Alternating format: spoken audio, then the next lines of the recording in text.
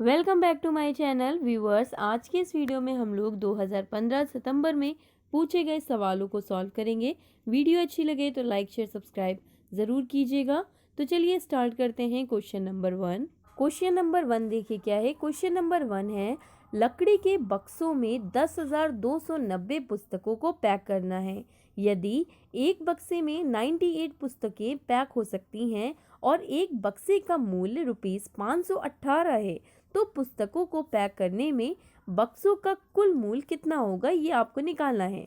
तो यहाँ पे देखिए बक्सों में कितनी पुस्तकें पैक करनी है, 10,290 पुस्तकें पैक करनी है और एक बक्से में कितनी पुस्तकें पैक हो सकती हैं, 98 हो सकती हैं। तो सबसे पहले इसे क्या कर लीजिए, डिवाइड कर लीजिए।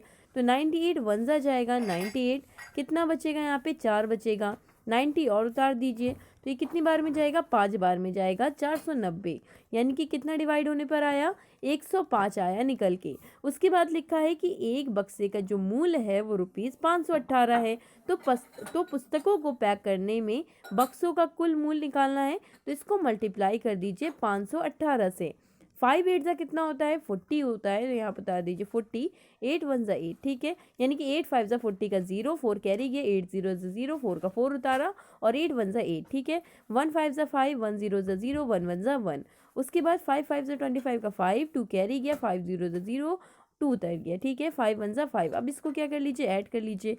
0 5 4 कितना होता है, 9 होता है और 8 5 13 का 3, 1 कैरी, 2 2 4 और यहाँ आ गया 5। कितना निकल के आ गया आंसर, 54390, ठीक है। 90 ये क्या है, 5 4 9। तो यहाँ पे कितना आंसर निकल के आ गया, 54390, जो कि यहाँ पे ऑप्शन 1 दिया है। तो करेक्ट आंसर क्या हो गया, ऑप्शन 1 हो गया।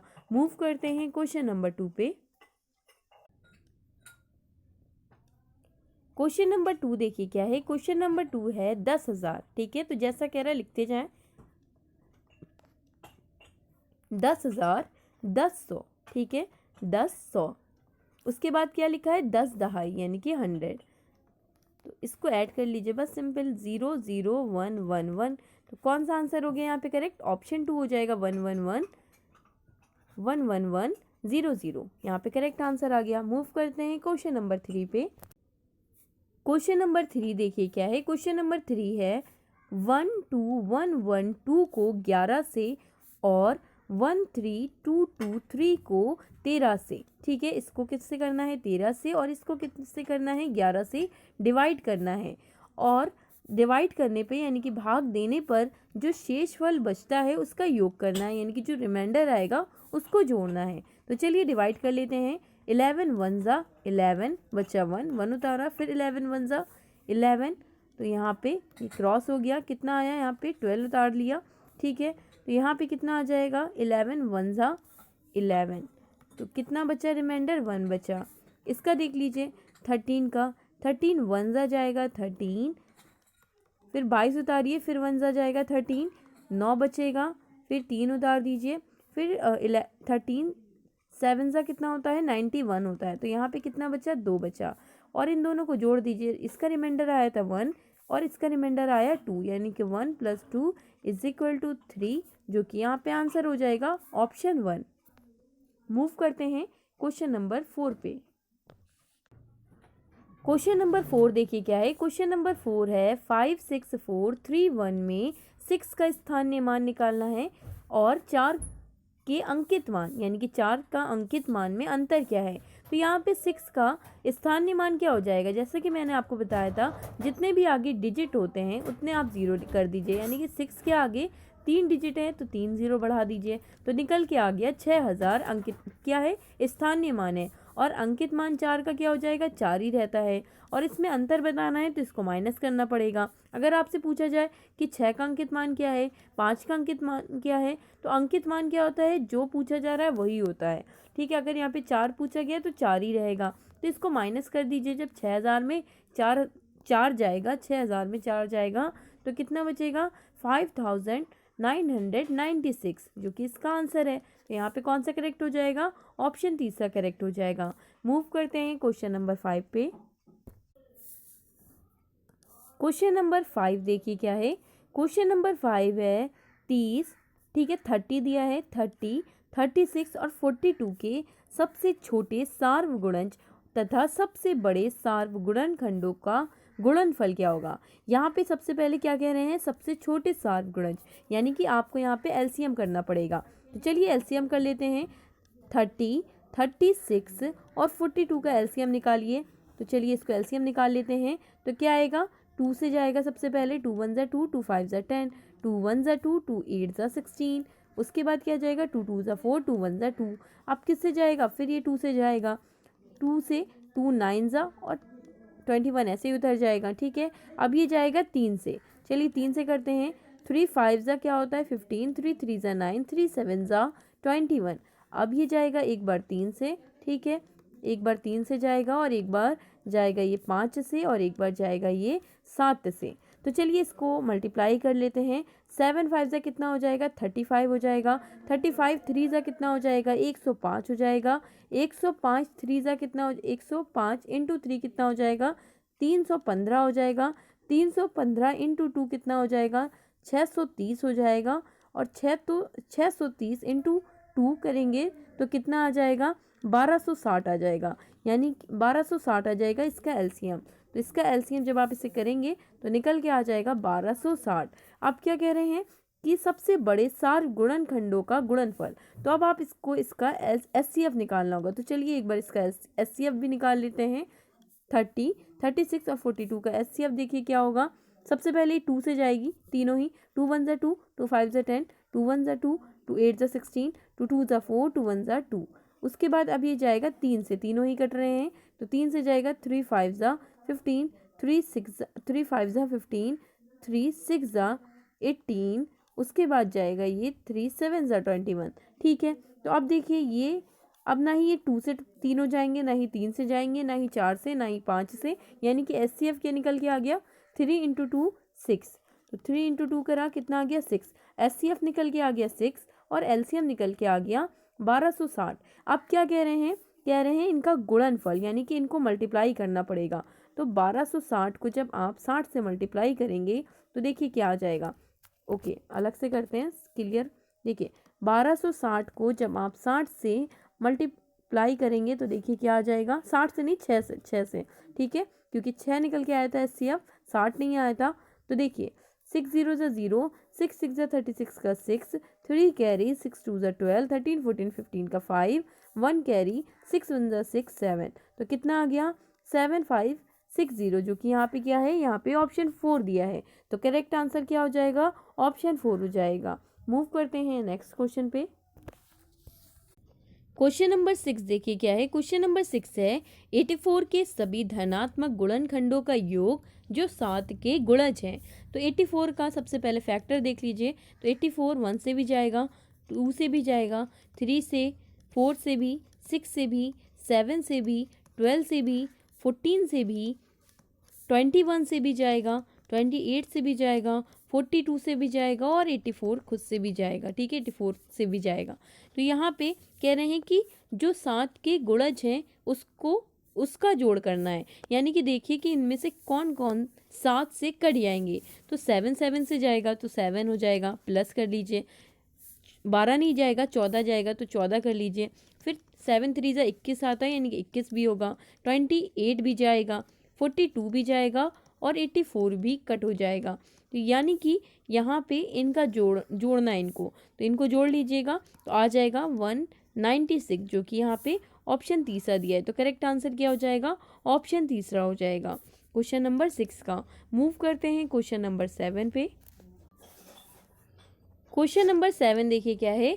क्वेश्चन नंबर 7 है जब दिल्ली में समय 8:49, ठीक है, 8:49 PM है, तब सिडनी में समय क्या है अगले दिन का 1:19 AM। ठीक है, 1:19 AM है। तो पूछ रहे हैं कि दिल्ली में समय 11:19 AM होगा तो सिडनी में क्या बजेगा, कितना टाइम होगा। तो देखिए यहाँ पे कह रहे हैं दिल्ली में 8:49 PM था तो AM हो गया, यहाँ पे AM है तो PM हो जाएगा। तो सबसे पहले ऑप्शन देखिए कि किस किस में AM है। तो वो वाले ऑप्शन नहीं हो सकते क्योंकि अब तो PM होगा। तो यहाँ पे ऑप्शन 1 क्रॉस हो गया, ऑप्शन 4 क्रॉस हो गया। अब बचा ऑप्शन तीसरा हो सकता है या ऑप्शन दूसरा हो सकता है आंसर। तो देखिए यहाँ पे अब सबसे पहले हम लोग कैलकुलेट करेंगे कि इसमें समय कितना डिफरेंस कितना है। जब दिल्ली में 8:49 हो रहा था तब सिडनी में 1:19 हो रहा था। ठीक है, तो देखिए 8:49 हो रहा था यानी कि 9 बजने में 11 मिनट थे। तो यहाँ लिख लीजिए 11 मिनट, यानी कि 9 बज गया 11 पर, 11 मिनट पे 9 बज जाएगा। उसके बाद क्या हो जाएगा, 9 बज गया तो अब यहाँ पे हो जाएगा 10, 10 के बाद हो जाएगा 11, 11 के बाद हो जाएगा 12, 12 के बाद 1 हो जाएगा, 1 बज के यहाँ पे 19 मिनट कह रहे हैं, उसके बाद 19 मिनट और। ठीक है, तो अब इसे जोड़ लीजिए, 19 मिनट और 11 मिनट कितना हो जाएगा, 30 मिनट हो जाएगा। ठीक है, 30 मिनट हो जाएगा। उसके बाद 1 2 3 4 यानी कि 4 घंटे 30 मिनट का डिफरेंस है। ठीक है, तो अब देखिए यहाँ पे पूछ रहे थे कि दिल्ली में जब समय हुआ है 11:19, तो सिडनी में क्या होगा, 4.5 घंटे का फ़र्क है। तो 4.5 यहाँ पे जोड़ दीजिए, आंसर आ जाएगा। ठीक है, 909 3 4 4 आ गया, 4 1 5 और 1 यानी कि 15:49 यानी कि 15:49 PM है ये, यानी कि 3:49 PM हो रहा है, 3:49 इसका आंसर हो जाएगा, जो कि यहाँ पे ऑप्शन दूसरा है। तो करेक्ट आंसर क्या हो जाएगा, ऑप्शन दूसरा हो जाएगा, 3:49। क्वेश्चन नंबर 8 देखिए क्या है। क्वेश्चन नंबर 8 है, एक मानचित्र पर आधा सेंटीमीटर भूमि पर 125 किलोमीटर को दर्शाता है। यहाँ पे क्या कह रहे हैं, 1/2 यानी कि आधा सेंटीमीटर भूमि पर 125 किलोमीटर दर्शाता है। तो दो नगरों के बीच की दूरी भूमि पर कितनी है, 2000 यानी कि 2000 किलोमीटर है। तो मानचित्र पर उनके बीच की दूरी क्या होगी।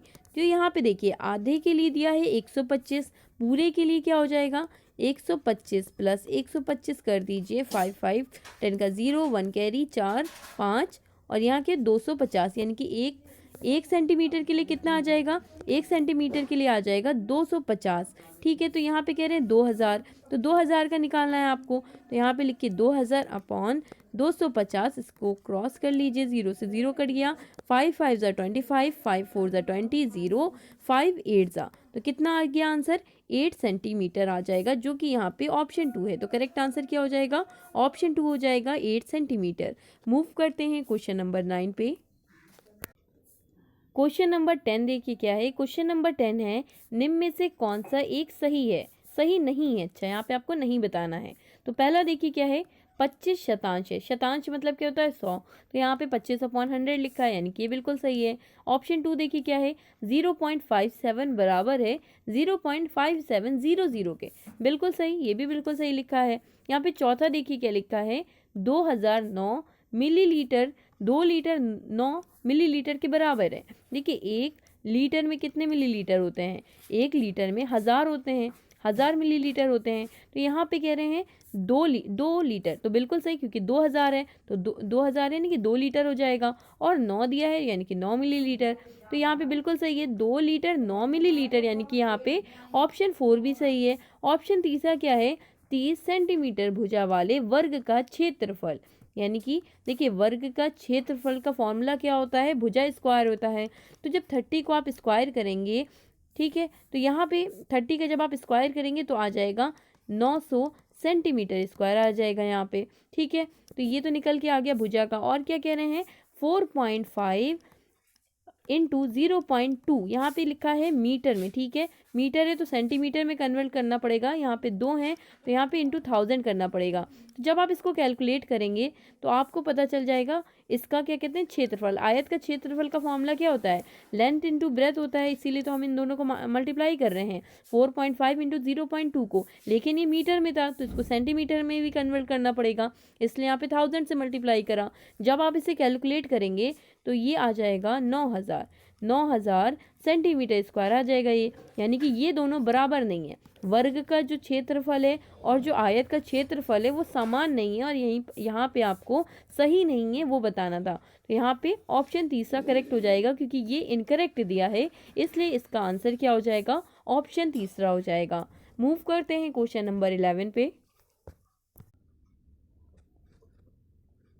क्वेश्चन नंबर 11 देखिए क्या है। क्वेश्चन नंबर 11 है, किसी विद्यालय में 660 विद्यार्थी हैं। ठीक है, इसको शॉर्ट कर लेते हैं छोटा सा, क्योंकि यहाँ पे सॉल्यूशन ज़्यादा करना पड़ेगा। क्वेश्चन नंबर 11 देखिए क्या है। क्वेश्चन नंबर 11 है, किसी विद्यालय में 660 विद्यार्थी हैं। तो यहाँ पे लिखते जाएं, जैसा कह रहा है 660 कुल विद्यार्थी दिए हैं। ठीक है, उसके बाद क्या कह रहा है कि इन विद्यार्थियों का 2/3 लड़के हैं, यानी कि लड़के निकालने के लिए इसका 2/3 करना पड़ेगा। तो 660 इंटू 2/3 करिए। तो जब आप 2/3 करेंगे, 660 इंटू 2/3, इसको क्रॉस कर लीजिए, कट कर लीजिए। 3 2 6, 3 2 6 0, और 220 को जब आप 2 से मल्टीप्लाई करेंगे तो आ जाएगा 440, यानी कि लड़के कितने निकल के आ गए, 440। कुल कितने बच्चे हैं, कुल हैं 660, और लड़के उसमें से कितने हैं, 440 हैं। फिर क्या कह रहे हैं, लड़कों की संख्या का 3/4 खिलाड़ी हैं। तो लड़कों की संख्या, खिलाड़ी निकालना है। अब देखिए खिलाड़ी कितना कह रहे हैं कि लड़कों की संख्या का, यानी कि 440 करिए इंटू लड़कों की संख्या का 3/4, अच्छा 3 इंटू 4 करिए। 3/4 कह रहे हैं तो 3 इंटू 4 कर दीजिए, फिर इसको क्रॉस कर दीजिए, कट कर दीजिए। 4 1 1, 4 1 1 0। जब आप 110 को इंटू 3 करेंगे तो कितना आ जाएगा, 330 आ जाएगा, यानी कि खिलाड़ी निकल के आ गए 330। उसके बाद क्या कह रहे हैं, लड़कियों की संख्या 1/4, लड़कियों की संख्या का 1/4 खिलाड़ी है। तो लड़कियों की संख्या तो अभी हमें नहीं पता है, क्योंकि अभी हमने लड़कों की संख्या निकाली है। और कुल कितने हैं, 660, यानी कि यहाँ पे आप करिए 660 में से माइनस कर दीजिए लड़कों की संख्या, तो आपको पता चल जाएगा लड़कियाँ कितनी हैं। जब आप 660 में से 440 माइनस करेंगे तो आ जाएगा 220। ठीक है, 220 आ जाएगा आंसर। तो देखिए यहाँ पे हमें पता चल गया लड़कियों की संख्या है 220। कह रहे हैं कि लड़कियों की संख्या का 1/4 खिलाड़ी हैं, यानी कि फिर से खिलाड़ी की संख्या निकालनी है। तो लड़कियों की संख्या कितनी है, 220 है इंटू 1/4, क्योंकि 1/4 कह रहे थे, 1/4। इसको कट कर दीजिए। तो 4 5 जा कितना होता है, 4 5 जा 20, 4 5 जा 20, यानी कि निकल के आ गए 55। एक खिलाड़ी ये है और एक खिलाड़ी ये है। उसके बाद क्या कह रहे हैं कि विद्यालय में कुल खिलाड़ियों की संख्या। तो जब आप 330 में 55 ऐड कर देंगे तो कितना बन जाएगा, जब आप 330 में 55 को ऐड करेंगे तो निकल के आ जाएगा 385। करेक्ट आंसर क्या हो जाएगा, ऑप्शन 2 हो जाएगा। तो इसका करेक्ट आंसर हो जाएगा ऑप्शन 2। मूव करते हैं क्वेश्चन नंबर 12 पे। क्वेश्चन नंबर 12 देखिए क्या है। क्वेश्चन नंबर 12 है, रेनू अपने 9 मीटर लंबे तथा 7 मीटर चौड़े कमरे के फर्श पर टाइलें लगाना चाहती है। टाइलों के निम्न साइजों में से वह कौन से खरीदे जिससे कि फर्श पर टाइलें किसी टाइल को काटे बगैर लग जाएं। तो देखिए वो क्या करती है, इस तरह का कोई फर्श है, उस पर वो क्या करना चाहती है, 9 मीटर लंबा है और 7 मीटर चौड़ा है। ठीक है, 9 मीटर लंबा है और 7 मीटर चौड़ा है। तो यहाँ पे मीटर में दिया है तो सेंटीमीटर में करना पड़ेगा, यानी कि 700 और 900। तो यहाँ पे कह रहे हैं वो कौन से ऐसे खरीदे जिससे कि टाइल्स को बिना काटे लग जाएं सारे टाइल्स। तो देखिए 9 और 7 के टेबल में 9 और 7 से कौन से डिजिट कटेंगे, यहाँ पे देखिए 40 नहीं कटेगा। ठीक है, पहला ऑप्शन नहीं होगा। दूसरे में 55 है, वो नहीं कटेगा। तीसरे में 35 है, 35 है। तो ये 7 से तो कटेगा, 9 से नहीं जाएगा, यानी कि। और इसमें क्या है, 35 है। 7 5 जा 35 होता है और 9 5 जा 45 होता है। तो इसका आंसर क्या हो जाएगा, ऑप्शन तीसरा हो जाएगा, क्योंकि यही टाइल्स बिना कटे इस फर्श पे लग जाएंगी, बिना कटे। ठीक है, तो यहाँ पे इसका करेक्ट आंसर क्या हो जाएगा, ऑप्शन तीसरा हो जाएगा। मूव करते हैं क्वेश्चन नंबर 13 पे। क्वेश्चन नंबर 13 है। क्वेश्चन नंबर 13 देखिए क्या है। क्वेश्चन नंबर 13 है, 6 घंटों में सेकंडों की संख्या निम्नलिखित में से किसके मिनटों की संख्या के बराबर है। 6 घंटों में, तो देखिए 6 कर दीजिए, 1 घंटे में 60 मिनट होते हैं और सेकंड यहाँ पे बताने तो 60 से और कर दीजिए, यानी कि 6 इंटू 60 इंटू 60 हो जाएगा, जो कि कैलकुलेट करने पर क्या आ जाएगा, 21600 आ जाएगा। 6 घंटों में सेकंडों की संख्या आपको बतानी थी, चाहे आप यहाँ पे 6 इंटू 3600 कर देते, चाहे आप इसको इस तरह कैलकुलेट कर लीजिए। तो देखिए यहाँ पे निकल के क्या आ गया, 21600। कह रहे हैं कि निम्नलिखित में से किसके मिनटों की संख्या के बराबर होगा। तो अगर आप यहाँ पे 15 करेंगे, 15 दिन, ठीक है, 15 इंटू एक दिन में 24 घंटे होते हैं। यहाँ पे 15 इंटू 24 इंटू एक घंटे में सेकंडों की संख्या कितनी होती है, 3600 होती है। तो यहाँ पे इसको जब आप कैलकुलेट करेंगे तो देखेंगे 21600 ही आएगा, यानी कि इसका करेक्ट आंसर क्या है, ऑप्शन 2 है 15 दिन। क्वेश्चन नंबर 14 देखिए क्या है। क्वेश्चन नंबर 14 है, किसी आयत की लंबाई 80 सेंटीमीटर परिमाप वाले एक वर्ग की भुजा की दोगुनी है। यहाँ पे आपको दिया है वर्ग, यानी कि एक वर्ग है जिसका परिमाप है 80। परिमाप होता है चारों भुजाओं का योग। तो यहाँ पे 80 दिया है परिमाप, तो एक भुजा कितनी हो जाएगी, 20 हो जाएगी। यानी कि जब आप 20 हर भुजा होगी 20 जब भी तो परिमाप इसका 80 होगा। ठीक है, यानी कि एक भुजा हो गई 20, क्योंकि परिमाप क्या होता है, चारों भुजा का योग होता है। तो इन्होंने डायरेक्ट यहाँ पे परिमाप बता दिया। भुजा कितनी हो जाएगी, एक 20 हो जाएगी। तो यहाँ पे कह रहे हैं कि एक आयत की लंबाई, यानी कि यहाँ पे एक आयत भी होगा, आयत भी बनानी पड़ेगी। तो ये क्या है, आयत यानी कि एक रेक्टेंगल है, इसकी लंबाई क्या कह रहे हैं, 80 सेंटीमीटर परिमाप वाले एक वर्ग की भुजा की दोगुनी है। यानी कि जब एक वर्ग की भुजा 20 है तो इसकी लंबाई दोगुनी है, यानी कि 40 हो जाएगी लंबाई। एल कितना है, 40। उसके बाद क्या कह रहे हैं, यदि आयत की चौड़ाई 20 सेंटीमीटर है, यानी कि चौड़ाई कितनी दी है, 20 सेंटीमीटर दी है, और यहाँ पे लंबाई 40 हो जाएगी, चौड़ाई 20 हो जाएगी। तो यहाँ पे पूछ रहे हैं कि आयत का क्षेत्रफल वर्ग के क्षेत्रफल से अधिक है। कितना अधिक है, आयत का क्षेत्रफल, यानी कि ये आयत है, क्षेत्रफल का फॉर्मूला क्या होता है, लेंथ इंटू ब्रेथ होता है। यानी कि लेंथ है 40 और ब्रेथ कितनी है 20। जब आप इसे मल्टीप्लाई करेंगे ये हो जाएगा 800। ठीक है, यहाँ पे निकल के आ गया इसका क्षेत्रफल। और कह रहे हैं वर्ग के क्षेत्रफल से अधिक है। वर्ग का क्षेत्रफल क्या होता है, भुजा स्क्वायर, यानी कि एक भुजा है 20, इसका स्क्वायर कर दीजिए तो कितना हो जाएगा, यहाँ पे 400 हो जाएगा। तो कितना यहाँ पे अधिक है, जब 800 में से 400 माइनस करेंगे तो कितना आ जाएगा, 400। यानी कि आंसर कितना हो जाएगा यहाँ पे, ऑप्शन तीसरा हो जाएगा 400। मूव करते हैं क्वेश्चन नंबर 15 पे। क्वेश्चन नंबर 15 देखिए क्या है। क्वेश्चन नंबर 15 है, हारून एक फल की दुकान पर गया। उसने 1.5 दर्जन केले 2.50 प्रति केले की दर से 3.5 किलोग्राम सेब 57.60 प्रति किलो की दर से 1.5 किलो आम 75.40 प्रति किलो की दर से और 750 ग्राम अंगूर 120 प्रति किलोग्राम की दर से खरीदे। यदि उसने फल विक्रेता को ₹500 का एक नोट दिया तो उसे विक्रेता से वापस कितने रुपए मिलेंगे। तो देखिए यहाँ पे हारून ने क्या करा, सबसे पहले उसने 1.5 दर्जन, ठीक है, एक दर्जन में कितना होता है, 12 होता है। तो यहाँ पे कह रहे हैं 1.5 दर्जन, यानी कि आधा, और यानी कि 12 का 6, और इसको मिलाएंगे तो कितना हो जाएगा 18, यानी कि 18 केले उसने खरीदे। ठीक है, और एक केला कितने रुपए का खरीदा, 2.50 का। तो यहाँ पे जब आप 18 को मल्टीप्लाई कर देंगे 2.50 से तो कितना आ जाएगा, 45.0, यानी कि उसने कितने का खरीदा, 45 रुपए का। ठीक है, उसके आगे देखिए क्या लिखा है, 3.5 किलो सेब 57.60 प्रति किलो की दर से। 3.5 किलो, यानी कि 3.5 किलो कितना हो जाएगा, 2 3 6 + 1 7, यानी कि 7/2।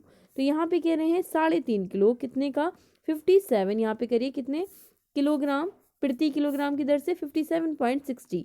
तो यहाँ पे इंटू करिए 7/2 करिए। जब इसको आप कैलकुलेट करेंगे तो आ जाएगा ये 201.6। ठीक है, तो यहाँ पे प्लस करिए 201.6। उसके बाद देखिए क्या लिखा है उसने, 1.5 किलो आम 75.40 प्रति किलोग्राम की दर से, यानी कि 1.5 किलो कितना हो जाएगा, 2 1 2 + 1 3/2।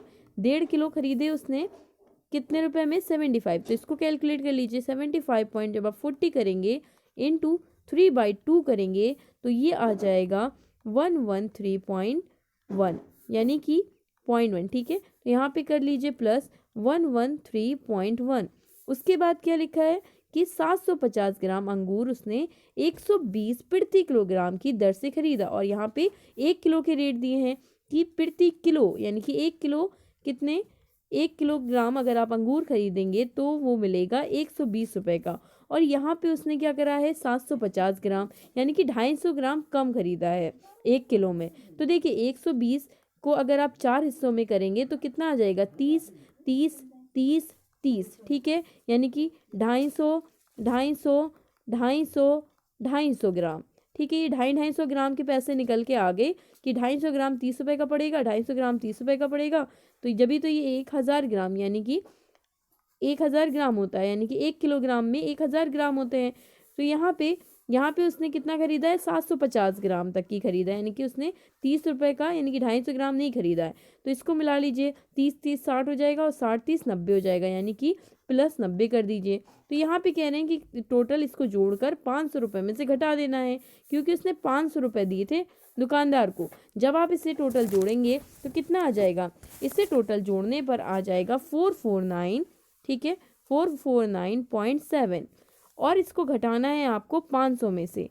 तो जब आप 500 में से इसको डिवाइड करेंगे तो कितना आ जाएगा, यहाँ पे भी 0, 10 में से 7 जाएगा, कितना बचेगा 3। ठीक है, पॉइंट यहाँ पे बचेगा 05। ठीक है, यानी कि कितना आ गया 50.3। ठीक है, 50.3 आ जाएगा यहाँ पे, यानी कि ऑप्शन तीसरा इसका करेक्ट हो जाएगा 50.30। तो आज के लिए हम लोग इतने ही क्वेश्चन करेंगे। वीडियो अच्छी लगी हो तो लाइक शेयर सब्सक्राइब ज़रूर कीजिएगा।